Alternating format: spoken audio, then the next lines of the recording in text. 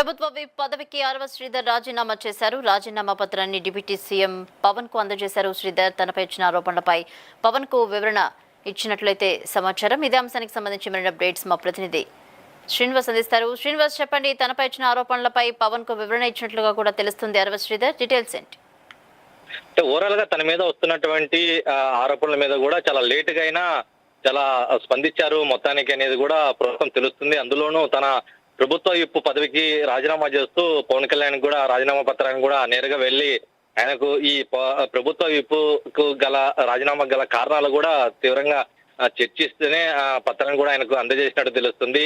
అయితే గత కొంతకాలంగా దాదాపు ఒక మహిళ కూడా అతన్ని లైంగికంగా వేధించారు, చాలా వాడుకొని వదిలేశారు, చాలా తీవ్రమైనటువంటి ఆరోపణలు చేశారు. చాలా రోజులు కాదు, చాలా నెలలు తరబడి కూడా ఎపిసోడ్ సిరీస్ వైజ్ కూడా ఈ ఆర్వ శ్రీధర్ కూడా కొనసాగింది. రాజకీయంగా ఇటు జనసేన పార్టీకి కానీ లేదంటే కూటమి ప్రభుత్వం కూడా చాలా తీవ్రమైన ఆరోపణలు వస్తున్నప్పటికీ కూడా ఆయన ఎటువంటి చలించకపోవడం కూడా చాలా దూరం వెళ్తుందని అనుకున్నారు. అయితే ప్రస్తుతం ఏదైతే తీవ్రమైనటువంటి లైంగిక ఆరోపణలు చేస్తూ వస్తుందో బాధితురాలు, ఆ బాధితురాలు కూడా తాజాగా నిన్న కూడా 2 వీడియోలు విడుదల చేసింది. కారులో షార్ట్ డ్రైవింగ్ వెళ్తూ కూడా జరిగినటువంటి సమస్యల మీద ఒక మతానికి సంబంధించినటువంటి కీలక వ్యాఖ్యలు చేశారు. అంటే ఇతరులకు సంబంధించినటువంటి మనోభావాలు దెబ్బతినే విధంగా ఉన్నాయి ఆ వ్యాఖ్యలు అనేది కూడా సారాంశంగా తెలుస్తుంది. నేపథ్యంలోనే ఈ జనసేన పార్టీ అధినేత పవన్ కళ్యాణ్ సూచనల మేరకే ఆయన ప్రభుత్వ విప్ పదవికి కూడా రాజీనామా చేసినట్టు తెలుస్తుంది.